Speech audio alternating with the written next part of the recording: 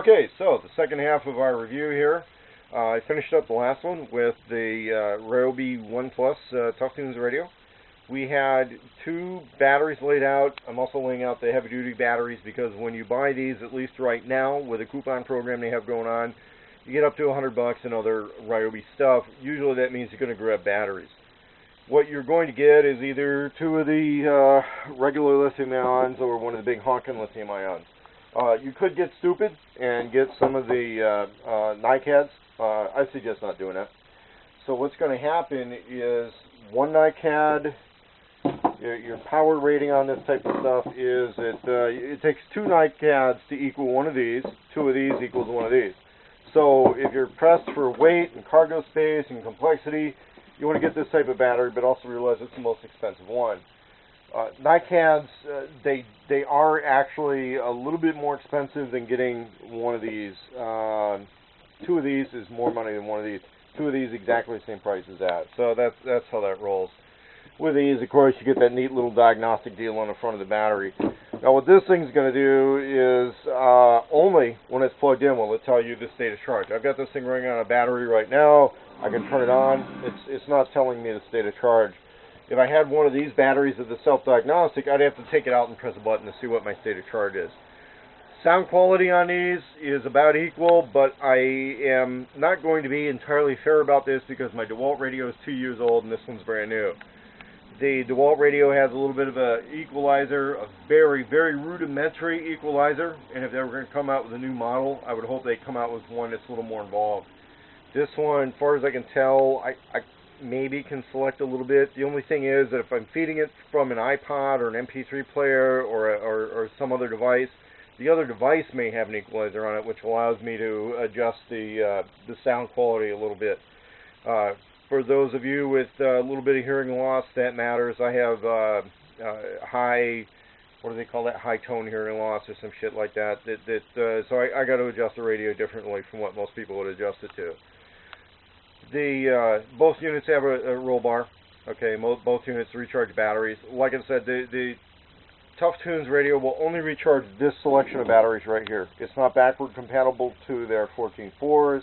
It won't do the 4-volt system that Ryobi has. It only does their 1 Plus system, which isn't bad because realistically with Ryobi, the stuff that came out before the 1 Plus system was all junk. Except for that little 4-volt system, they're okay, and they have a different radio charger for those. It's not the big boombox style. It's a little different equipment. It's nice, but there's no backward compatibility on this stuff. There's no range that goes beyond their 18-volt stuff. So on to the Dewalt. We've got the Dewalt here. Big thing, backward compatibility. Now this Dewalt radio came out at about the same time they came out with their lithium-ion batteries, which turned out to be a marketing fail throughout most of the United States because these batteries cannot get wet and maintain their integrity.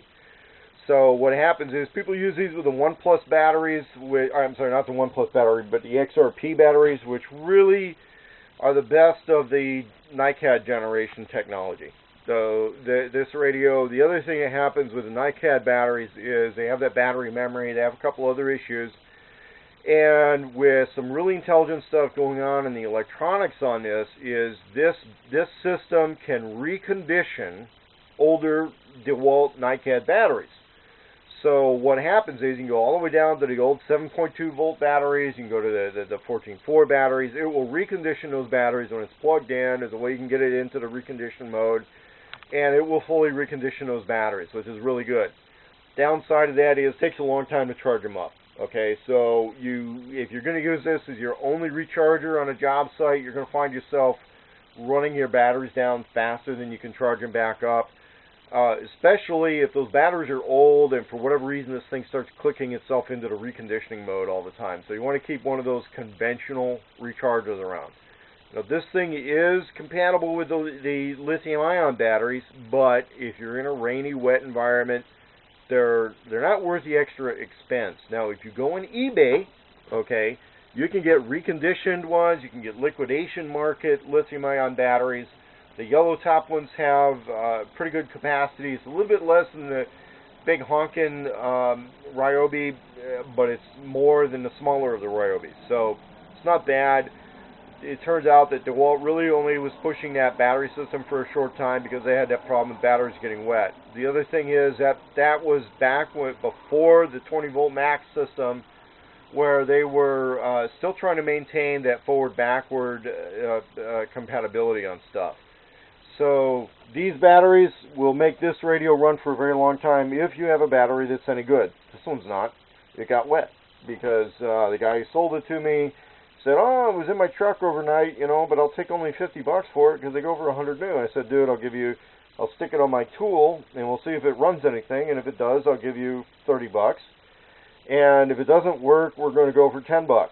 And it didn't work. So I gave him $10 thinking, well, maybe I can get this thing rebuilt or refurbished or something. And turns out that that's easier said than done. So this is a paperweight. Anyway, so you've got, you know, decent overall radio. Now, overall, with these radios, would I say you go either or? Gee whiz, that's apples, oranges, AKs, ARs. Whether you have a four-wheel drive truck or a good van, I'm going to say this: you're probably going to end up needing both. If you're going to go with a fully integrated tool system like I have, I've got Ryobi stuff, I've got Dewalt stuff, I've got some of the Ryobi specialized tools like this, chop saw. I've got another chop saw in that tool set. I've got the Dewalt nailers, just for when I'm being on a budget and I'm not wanting to carry my best tools around. I'll use that Ryobi drill. It's not bad. I've got a few of the Dewalts. I left one at somebody's house I was working on, and she was a bitch about me getting it back. But, you know, she was a lawyer, too, so that happens. And, you know, you think it's bad being married to a bad bitch? Try working for a lawyer, okay? So, so here's what happens. I would say get both. Okay, and get both. There's a lot of good reason to have them. The feature's a little different on these things. You can tell that the Dewalt's a little more compact, although I would expect them to be coming out with a new model in the near future. And what you're probably going to see on a new model is they may lose their backward compatibility because new batteries have a different link-up system. And if you're getting older Dewalt tools, this is still the winning radio.